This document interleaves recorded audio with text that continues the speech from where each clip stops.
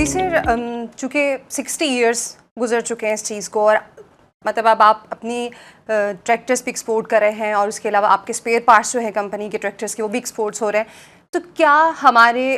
Millet tractors کے جو بھی ایکسپورٹ کی جا رہی ہیں چیزیں اور جو اکوپمنٹ ہیں، جو بھی ان کے ٹریکٹرز ہیں، کیا وہ کمپیٹیبل ہیں گلوبلی مارکیٹ میں ایکسپورٹ ہونے کے؟ اور دوسرا یہ کہ اب آپ کے کون سے ٹارگیٹڈ کنٹریز ہیں جہاں پہ آپ اس چیز کو مزید آگے بڑھانا چاہتے ہیں؟ First of all, thank you very much for your question and interview. الحمدللہ ملر ٹریکٹرز پچھلے کئی سالوں سے ایکسپورٹ کے لیے کوشش کر رہا ہے،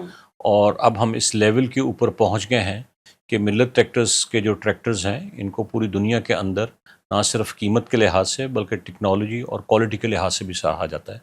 ہمارے ٹریکٹرز اپنی ہارس پاور رینج جو کہ ہم بنا رہے ہیں 50 ہارس پاور سے لے کے 85 ہارس پاور تک گلوبلی کمپیٹیٹیو ہیں، particularly with China, with India and other countries جہاں پہ اس رینج کی پروڈکٹ بن رہی ہے۔ اور ہماری پروڈکٹ جو ہے وہ دنیا کے مختلف ممالک اسپیشلی افریقہ، مڈل ایسٹ اور دوسرے ممالک کے اندر بھی یہ لیڈ کر رہی ہے اور اپنی ایک مارکیٹ اور جگہ بنا رہی ہے۔ ہم بہت پر امید ہیں کہ انشاءاللہ آئندہ آنے والے سالوں کے اندر ملت ٹریکٹرز کے بنے ہوئے ٹریکٹرز، پرزہ جات، زرعی مشینری اور دوسری جو ہماری اکوپمنٹ بن رہا ہے وہ انشاءاللہ گلوبلی آپ کو اس کی ایک پریزنس نظر آئے گی، جس سے ہمارے ملک کو ایک اچھا خاصا فارن ایکسچینج ملے گا، پاکستان کے اندر جاب اپرچونٹیز کریٹ ہوں گی، اور پلس جب ہم ایکسپورٹ کر رہے ہیں تو ہمیں یہ پتہ ہے کہ ہمارا گلوبل کمپٹیشن کیا ہے،